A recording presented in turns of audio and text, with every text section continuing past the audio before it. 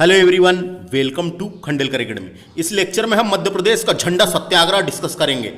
जैसा कि आप लोग जानते हैं कि एमपीपीएससी के सिलेबस के अनुसार, प्री के सिलेबस के अनुसार मध्य प्रदेश में इतिहास की महत्वपूर्ण घटनाएं पूछी जाएगी, ये लिख रखा है। तो उसमें से ये एक बहुत ही महत्वपूर्ण घटना है जो मध्य प्रदेश में झंडा सत्याग्रह हुआ था, तो उससे क्वेश्चन बनेंगे। मेंस में भी इससे क्वेश्चन बन जाते हैं और प्री में भी बन जाते हैं। तो आइए लेक्चर को शुरू करते हैं और जानते हैं झंडा सत्याग्रह क्या था। यह लेक्चर मेरे द्वारा डिस्कस किया जा रहा है। My name is Vikram Khandelkar और आप हमारे इस चैनल को सब्सक्राइब करके बेल आइकन को प्रेस कर लीजिए, जिससे आने वाले नोटिफिकेशन आप लोगों को मिल सके। और हमारे चैनल में प्लेलिस्ट बनी हुई है एमपीजी के 2020-21 की, एमपीजी के एमपीपीएससी 2020-21 की, तो उसको जाके विजिट करके सारे लेक्चर आसानी से देख सकते हैं। सिलेबस वाइज सारा पढ़ाया गया है। तो बात करते हैं मध्य प्रदेश में झंडा सत्याग्रह की। तो झंडा सत्याग्रह नाम से ही पता चल रहा है, झंडा सत्याग्रह मार्च 1923 में हुआ था। 1923 में जबलपुर में तिरंगा झंडा फहराने को लेकर स्थानीय अधिकारियों के बीच विवाद हुआ था। मार्च 1923 में जबलपुर में तिरंगा झंडा फहराने को लेकर स्थानीय अधिकारियों में विवाद हुआ था। यह विवाद तब प्रारंभ हुआ जब कांग्रेस के सदस्य द्वारा 8 मार्च 1923 को नगरपालिका भवन में झंडा फहराने के समय ब्रिटिश डिप्टी कमिश्नर ने क्रुद्ध होकर झंडा नीचे उतारने का आदेश दिया था। तो उसने आदेश दिया और यह सत्याग्रह चालू हुआ। तो 8 मार्च 1923 को नगरपालिका भवन में झंडा फहराने के समय ब्रिटिश डिप्टी कमिश्नर ने क्रुद्ध होकर यह झंडा नीचे उतारने का आदेश दिया था। सरकारी प्रतिबंध की अवहेलना करते हुए प्रतिबंध लगा दिया गया था सरकार की तरफ से कि झंडा नहीं फहराया जाएगा। तो सरकारी प्रतिबंध की अवहेलना करते हुए जिला कांग्रेस समिति ने सत्याग्रह प्रारंभ किया। वहां की जो जिला कांग्रेस समिति थी जबलपुर की, उसने सत्याग्रह प्रारंभ किया। इसका नेतृत्व पंडित सुंदरलाल शर्मा, सुभद्रा कुमारी चौहान, नाथूराम मोदी ने किया था। इनका नाम आ सकता है, याद रखना है। सुंदरलाल शर्मा, सुभद्रा कुमारी चौहान और नाथूराम मोदी ने किया था। उसके बाद देखिए सत्याग्रहियों पर मुकदमा चलाया गया। ये जो लोगों ने झंडा फहराए थे उनके ऊपर मुकदमा चलाया गया, जिसमें पंडित सुंदरलाल शर्मा को 6 माह का कारावास हुआ था। तो उन्हें जेल में बंद करके 6 माह का कारावास हुआ था। इसके पश्चात नागपुर झंडा सत्याग्रह केंद्र बना। जब जबलपुर में हुआ सबसे पहले 1923 में ही नागपुर में हुआ। तो जबलपुर की तारीख अलग है, नागपुर की तारीख अलग है। 18 मार्च 1923 को जबलपुर में हुआ था और 13 अप्रैल 1923 को नागपुर में हुआ था। तो नागपुर केंद्र बना। पहले जबलपुर केंद्र था, फिर नागपुर केंद्र बना। बाकी आपको पूछा जाएगा झंडा सत्याग्रह कहाँ हुआ था, तो आप जबलपुर लगाना है। जबलपुर केंद्र बना। तब सुभद्रा कुमारी चौहान और उनके पति लक्ष्मण सिंह को नागपुर भेजा गया था।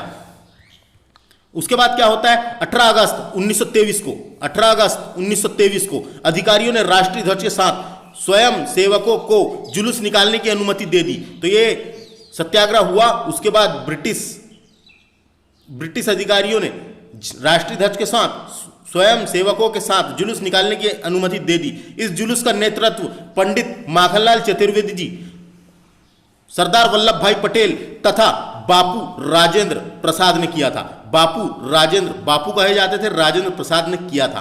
तो ये आपको समझ में आया झंडा सत्याग्रह की सामने की पृष्ठभूमि थी ये। बाकी यहां से ये समझ नहीं आ रहा है इसमें जो लिख रखा है क्यों हुआ था, तो मैं आपको जानकारी के लिए बता दूं क्या हुआ था। झंडा सत्याग्रह, ध्वज सत्याग्रह भारत के स्वतंत्रता संग्राम के समय एक शांतिपूर्वक नागरिक अवाज्ञ आंदोलन था, जिसमें लोग राष्ट्रीय झंडा फहराने के अपने अधिकारों के तहत जगह जगह झंडे फहराते थे। लेकिन उसके ऊपर ब्रिटिश सरकार ने रोक लगाई थी। तो मध्य प्रदेश में झंडा सत्याग्रह का केंद्र क्या था, जबलपुर था, याद रखना है। यह आंदोलन 1923 में हुआ था, याद रखना है। झंडा सत्याग्रह मार्च 1923 में जबलपुर में हुआ था, यह आपको समझ। ये क्वेश्चन इंपॉर्टेंट है, मध्य प्रदेश में झंडा सत्याग्रह आंदोलन पर प्रकाश डालिए। यह मेंस में ही पूछा जा सकता है और प्री में यहां से क्वेश्चन बनेंगे। तो ये वीडियो को बिल्कुल ध्यान से देखिए। यहां से मैं बहुत सारी काम की चीजें बताने वाला हूं जो समझने में आपको आसानी जाए कि झंडा सत्याग्रह आखिर हुआ क्यों था।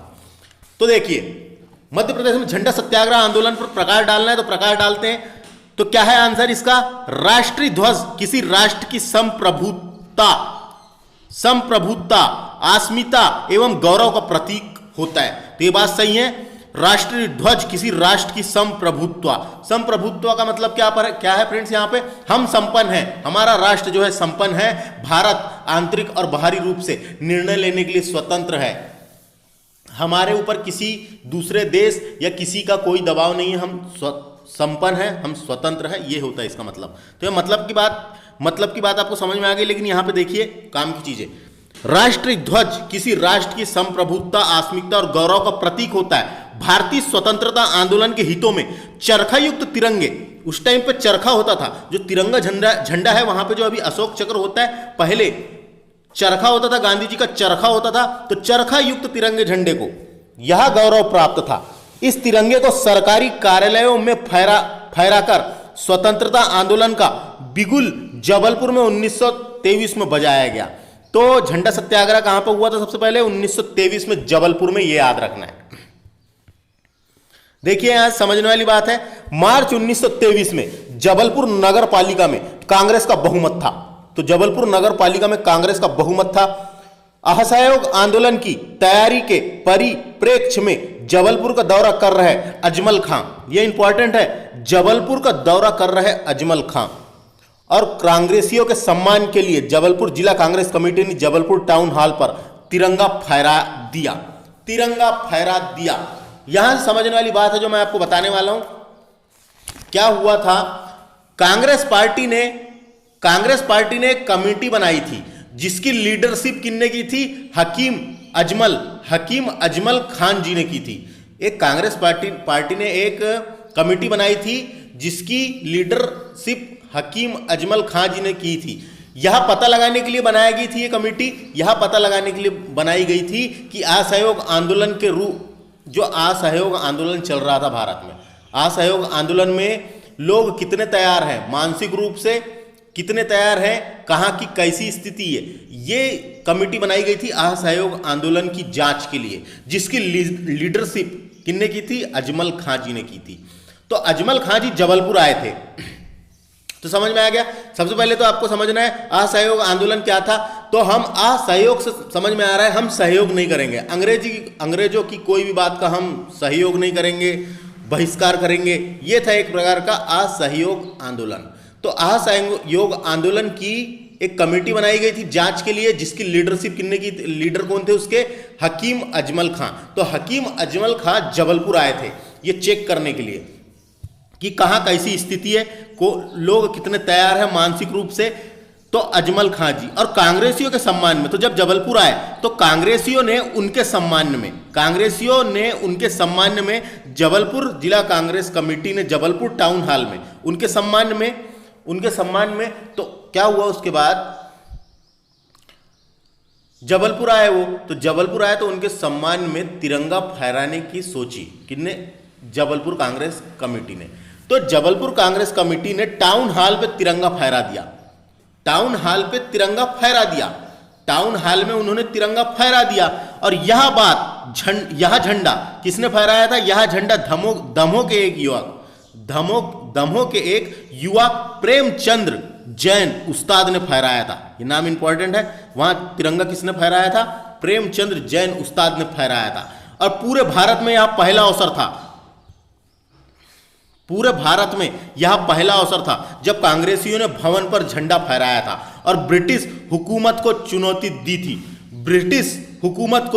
दी थी। तो याद रखना ये। उसके बाद क्या हुआ? झंडा फहरा दिया इन्होंने, तो कांग्रेस डिप्टी कमिश्नर ने इस झंडे को उतारने का आदेश दिया। क्या है? ब्रिटिश हुकूमत के रूल के खिलाफ था ये। ब्रिटिश हुकूमत के रूल के खिलाफ था कि भारतीयों ने झंडा फहरा दिया, वो भी हमारे टाउन हॉल पे, हमारे नगर पालिका में झंडा फहराया है। तो ये ब्रिटिश हुकूमत के खिलाफ था। तो जिससे ब्रिटिश रूल के खिलाफ था, तो ब्रिटिश गवर्नमेंट अधिकारी ने आदेश दिया कि वहां जाइए और वो झंडा को उतारिए, और झंडा उतारने के साथ साथ उसकी इंसल्ट भी कीजिए। यानी उसे पैर से रौंदिए या झंडे की इंसल्ट कीजिए। तो देखिए उसके बाद अंग्रेज डिप्टी कमिश्नर ने इस झंडे को उतारने का आदेश दिया। पुलिस ने झंडे को उतारकर पैरों तले रौंदा। तो यह आदेश दिया था इसलिए रौंदा। इस पर कांग्रेसियों ने सत्याग्रह शुरू किया। तो ऐसा करी ब्रिटिश सरकार ने, तो कांग्रेसी लोगों का गुस्सा भड़क उठा और इस पर कांग्रेस ने सत्याग्रह शुरू किया। इस पर कांग्रेसियों ने सत्याग्रह शुरू किया। इस सत्याग्रह में पंडित सुंदरलाल, देखो बाद में सत्याग्रह शुरू हुआ था, इस सत्याग्रह में पंडित सुंदरलाल, नाथुराम मोदी, सुभद्रा कुमारी चौहान, लक्ष्मण सिंह चौहान, नरसिंह अग्रवाल आदि ने भाग लिया था। कब? बाद में जब सत्याग्रह चालू हुआ जब। तो टाउन हॉल में झंडा फहराया, आपको समझ में आ गया। हकीम अजमल खां आए तो उनके सम्मान में टाउन हॉल में झंडा फहरा दिया गया था। तो झंडा फहराने के बाद ब्रिटिश रूल को ये मंजूर नहीं था, उनको अपनी इंसल्ट जैसे लगा, ब्रिटिश को अपनी इंसल्ट जैसे लगा। तो ब्रिटिश कमिश्नर ने आदेश दिया कि उस झंडा को जाके उतारिए और उसे पैरों तले रौंदने का पुलिस को आदेश दिया। तो उसके बाद कांग्रेसियों ने सत्याग्रह शुरू किया। जब कांग्रेसियों को यह अच्छा नहीं लगा और भारतीयों को यह अच्छा नहीं लगा, जब कांग्रेसियों ने यह सत्याग्रह शुरू किया। इस सत्याग्रह में पंडित सुंदरलाल, नाथूराम मोदी, सुभद्रा कुमारी चौहान, लक्ष्मण सिंह चौहान, नर सिंह अग्रवाल आदि ने भाग लिया था। इस जुलूस का नेतृत्व करने वाले लोगों को गिरफ्तार कर लिया गया था। बाद में जब इन्होंने जुलूस निकाला तो इस जुलूस का नेतृत्व करने वाले लोगों को गिरफ्तार कर लिया गया था तथा पंडित सुंदरलाल को 6 माह का कारावास दिया गया था। जो पंडित सुंदरलाल थे उन्हें 6 माह का कारावास दिया गया था। तो ये समझ में आया। उसके बाद क्या हुआ, दूसरी तरफ कांग्रेस ने इस सत्याग्रह का महत्व समझकर, दूसरी तरफ कांग्रेसियों ने इस सत्याग्रह का महत्व को समझकर अखिल भारतीय स्तर पर इसे मनाने हेतु नागपुर को चुना कि इसको फिर से हम भारतीय स्तर पर फिर से झंडा सत्याग्रह करेंगे। मनाने के लिए नागपुर को चुना, जहां जमनालाल बजाज के नेतृत्व में तैयारी की गई थी। नागपुर में तैयारी किसके नेतृत्व में की गई थी? जमनालाल बजाज के नेतृत्व में तैयारी की गई थी। नागपुर सत्याग्रह के साथ एक बार पुनः देखो, उसके बाद फिर से जबलपुर में हुआ है। नागपुर में हुआ तो नागपुर सत्याग्रह के साथ एक बार पुनः जबलपुर में सत्याग्रह प्रारंभ हुआ। एक बार पुनः लिखा है यहां पर, एक बार पुनः जबलपुर में फिर से सत्याग्रह प्रारंभ हुआ। जब भारती कोकिला कहते हैं सरोजिनी नायडू को, जब भारत कोकिला सरोजिनी नायडू एवं मौलाना अबुल कलाम आजाद जैसे कद्दावर नेताओं की उपस्थिति में कनछोड़ीलाल बंसीलाल तथा काशी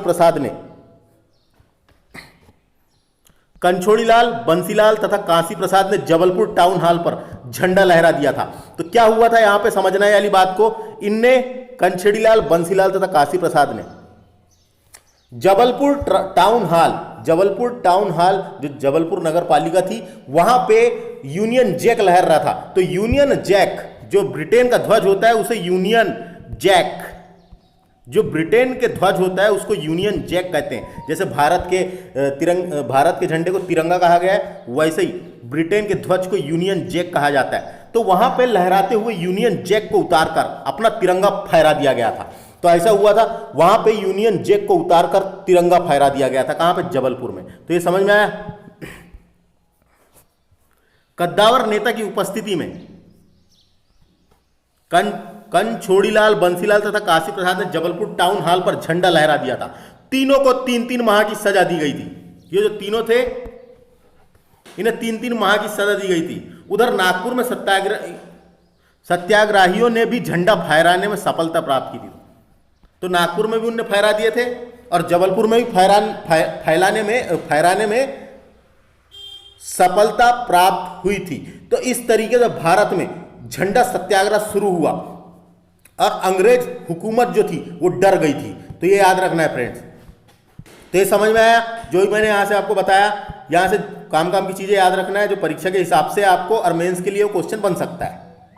तो इस तरह से झंडा सत्याग्रह के बारे में आप लोगों को पता चल गया।